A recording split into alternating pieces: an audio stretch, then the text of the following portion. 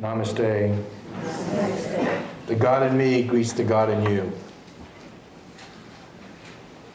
All of us, I shouldn't speak so didactically, but most of us know the story of Cinderella. It's a story, however, that has its roots that antedate the version that we have all heard. It started somewhere in the ancient Middle East. And it appeared later in China, in this version. A hard-working and lovely girl befriends a fish, the reincarnation of her mother, who was killed by her stepmother and sister. The girl saves the bones of the fish, which are magic, and they help her dress appropriately for the New Year festival.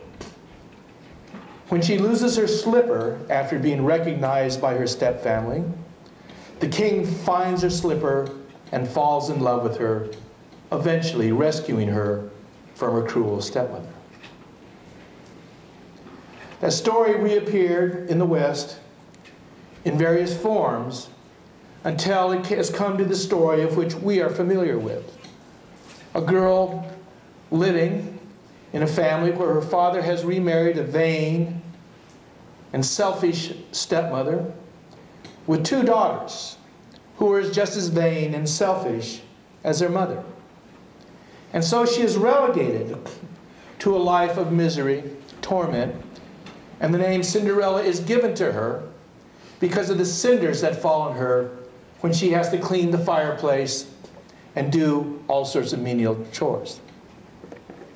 Well, the word gets out that the prince is holding a ball, and he's inviting all the maidens of the kingdom, from which he is going to choose his wife.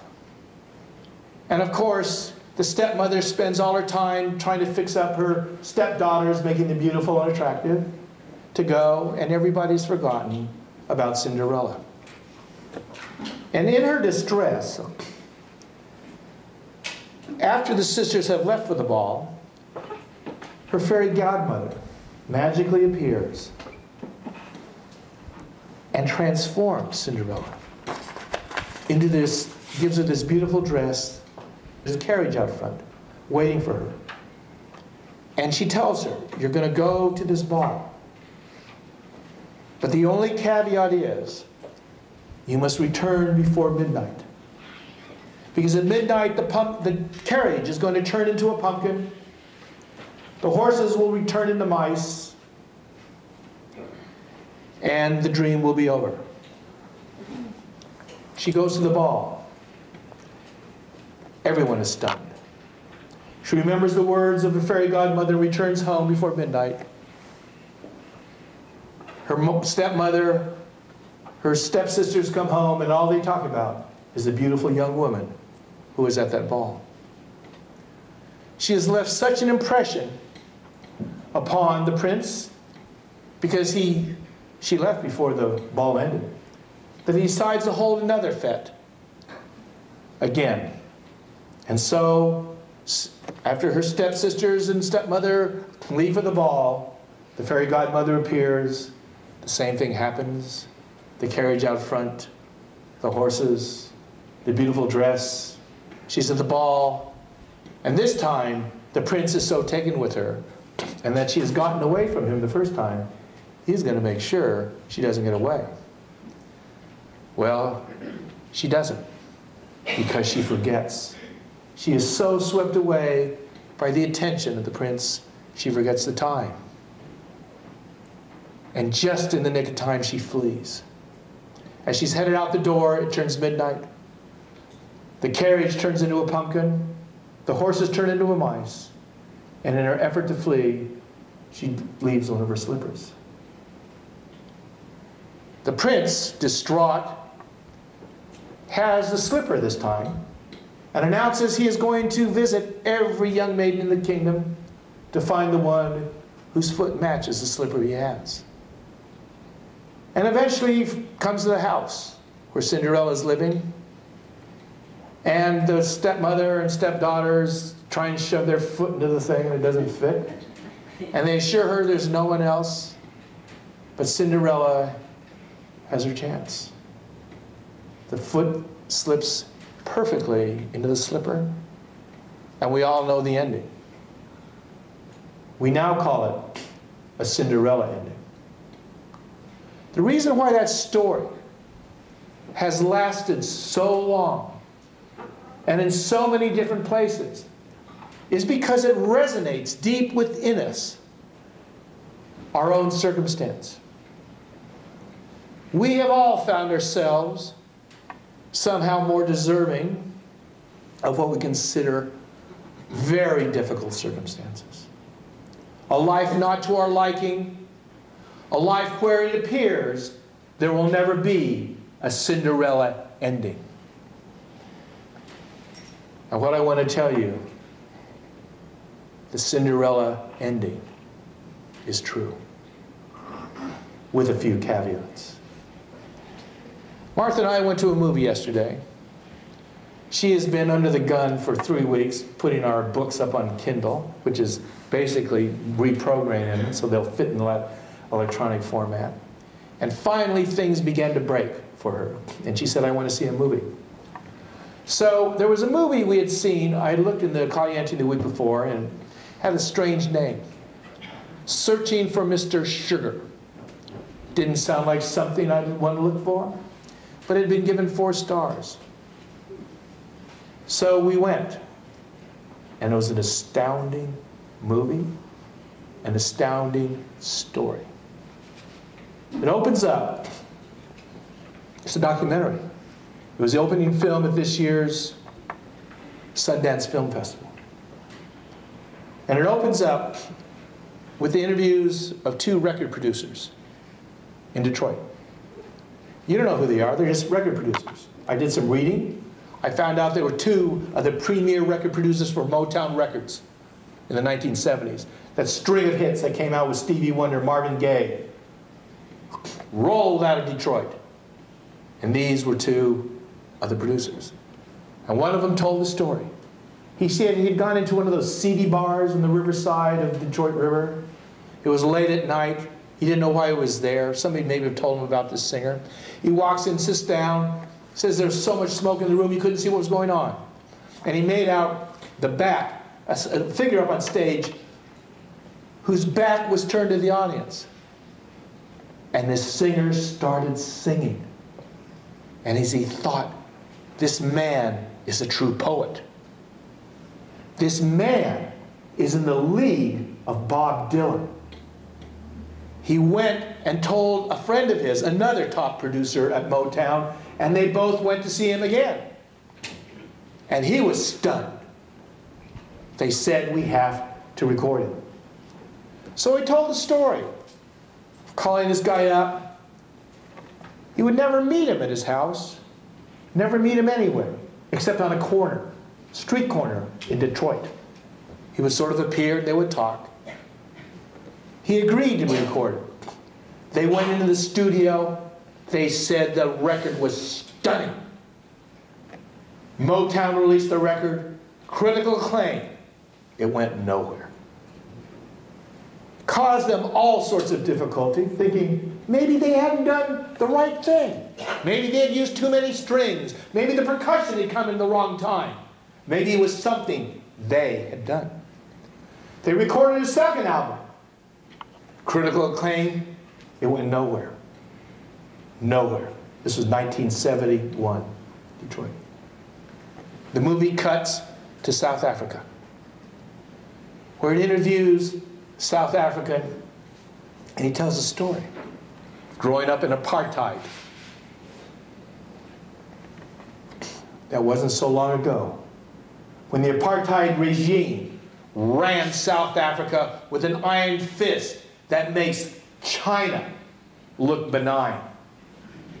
He said we were cut off from the outside world. We were young. We were the pariah of the world because of the apartheid. South African government was going to make sure that the youth knew nothing about the rest of the world, which was far different than the world they grew up in. guns, the threat of you couldn't talk and say things against the regime without the threat of arrest. And into apartheid, into this world, apparently some girl shows up with a tape. And this tape explodes in South Africa. It's a tape of somebody called Sixto Rodriguez. They start ordering this album. It floods into South Africa. The South African government takes this album and on the first track cuts every one so you could not hear what the words were saying, and it could never be on the airwaves in South Africa. He said what it did to them, young people searching for a better world, told they couldn't do anything, it just lit the fire. He said this record, this album became more popular than Elvis, the Beatles, and the Rolling Stones. People knew the words by heart. When the police, with their guns and whips and dogs, took after the crowds protesting apartheid, they sang the songs from this album. They assumed in this isolated world of South Africa that Sixto Rodriguez was just as famous elsewhere as he was in South Africa. He sold more than Elvis and more than the Beatles. And this person said, the curious thing about it, we couldn't find anything about him. We looked. Apartheid was eventually overthrown. Years later, he said he was struck. Who was this guy? Stories circulated about this singer. Stories about that he had had a tragic ending. He had never reached fame and burned himself up on stage. Or another story, he shot himself in the head on stage. And that's what they assumed. But there was never any confirmation of the story. So he goes on the internet. He gets a little milk carton, gets somebody to put the symbol of Rodriguez on his first album and says, has anybody seen this man? All right? In the late 1990s, they get a message on a forum, on a chat forum. You know, when people start, you know, anybody can answer. On the internet, he gets a message. I know Sixto Rodriguez. He is my father. Perhaps the story is better left in mystery. She said, I don't know why he said that. But let me assure you, she was wrong. The story is even better than the Cinderella story itself, because it's real. He said, would he call me up? Would he call me up? And he said at 1 o'clock in the morning, the phone rang. And he was sleeping, his wife picks up the phone, and he's looking at her, wondering who is calling at this ungodly hour. And there's this look on her face of absolute shock. She's pointing to the phone going, it's him, it's him, it's him. He picks up the phone. It's Sixto Rodriguez. And he says, I am not dead. They fly to, he's in Detroit. And they fly there. And what's remarkable, the daughter, they interviewed her daughter, and she said, my father never knew of his fame. My father was a simple man, but he was extraordinary. He was a mixture, American Indian and Mexican. He came from hard-working parents, and she said he had a life of hard labor. He worked in construction, demolition. She said, I saw my father carrying a refrigerator on his back downstairs, covered in dust. This is her father's life. They flew and they talked to him. And they invited him to South Africa. The daughter said, we landed in South Africa, 1998, 99, I believe. She said, we got off the plane, And she said, I sort of hoped that maybe at the concert there'd be 20, 30 people that would come and honor my father. She said there was 2 limousines on the tarmac, photographers in a crowd. She thought somebody important must be coming. She said they were stunned when the limousine was for them.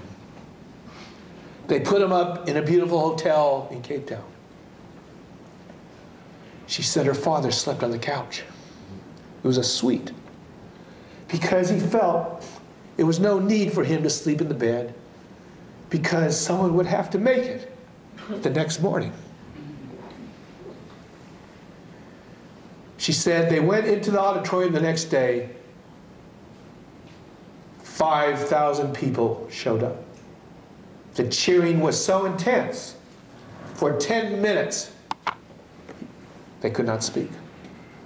And when he started singing, the crowd sang, knowing the words to every song, every lyric, for these words had fueled their revolution and the overthrow of the apartheid government in South Africa. This man, they said, was like Lazarus come back from the dead. It was enormous. Well, he was interviewed, and they interviewed the man who interviewed him. And he said, I asked him, what do you think of this? What do you feel about this fame? What do you feel about that? At least 500,000 records were sold, we saw none of the money. What do you feel about a life apparently robbed? And Sixto Rodriguez looked at him and he said, he couldn't get any reaction out of him. He thought, I came away with nothing. But what I want to tell you is, you realize he came away with everything. The man Sixto Rodriguez was as enigmatic to us because of who he really was. The person who he worked for in Detroit, they interviewed him. And he said, oh, yeah, he worked for me, and hard worker. He would approach the work as if it was his mission every day. And then one day he came to him and he said, I'm not coming to work tomorrow. And he said, why? He said, well, I'm going to play a concert in South Africa. They're flying me there. He looked at this man. People thought this man was homeless. And then he leaves, and he comes back.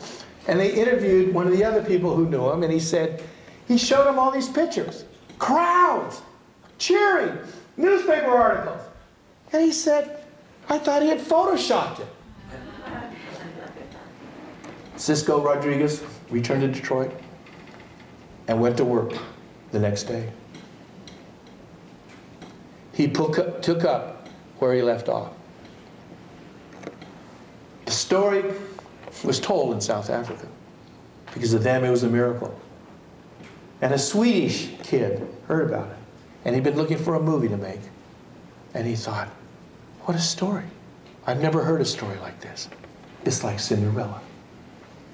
And he came to the United States, and he said, he interviewed Sixto with his little iPhone. All right? Talked to people there. And he said, essentially, that's how the movie was. Done on this iPhone. He edited it. And 3 years later, he had run out of money. It eventually made it to Sundance. The movie, the story, eventually made it to 60 Minutes. And it eventually made it to Tucson yesterday. The daughter says her father never sought money, never sought fame. They asked him, what do you think? Everybody's question is, what did you think when you knew? And he would say nothing. He said, nothing. It happened. It happened. What of the life that you lost? You've lived a life of poverty, of hard work. And he said, there's nothing wrong with poverty. There's nothing wrong with hard work. Sixto Rodriguez still lives in that old house that he's been living in for 40 years with a wood-burning stove that he uses to heat the house.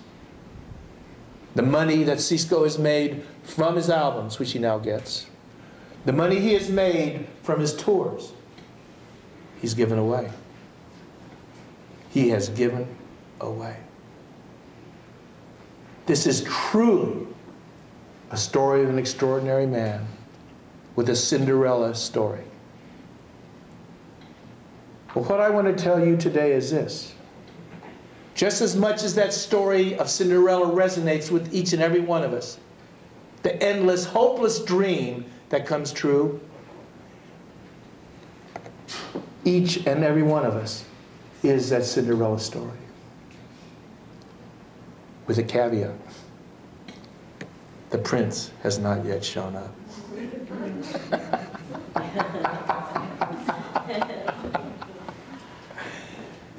The pumpkin, which is appearing in Tucson, is not wrong. The Cinderella story is a story of a person who emerges from a nightmare into a dream that's absolutely beyond anybody's ability to comprehend. We are that Cinderella story. It is not yet the end. In the Cinderella story, the fairy godmother appeared to her and introduced her into that. And so it is with each of us. The spirit world, at a certain time, will tap you on that shoulder. Getting ready for that ball is not easy. Getting ready for that ball where you are going to become who you're supposed to be is sometimes a long and arduous process. But let me assure you, each of us will be crowned. The Master Jesus said, "Ye are gods." And none of us believed it then, and none of us believed it now. We have spent our lifetime building a picture of who we are. Our personality, our gender, our parents, the world. Our name, our personality. We identify with those bricks, each carrying a subtitle of our identity. I want to tell you, one of us is wrong, and it isn't Jesus. He was right. But to know who you are, to have the Cinderella story come true, is going to be different for each and every one of you. Each of us is on a different path. Though it's the same story. It's a Cinderella story. Each of us, some of us may be back with an ugly stepmother and stepsister, wondering how long this is going to go on. There's not been made an announcement of the ball. Nothing on the horizon seems to show any choice. But I want to tell you, it's coming. Namaste.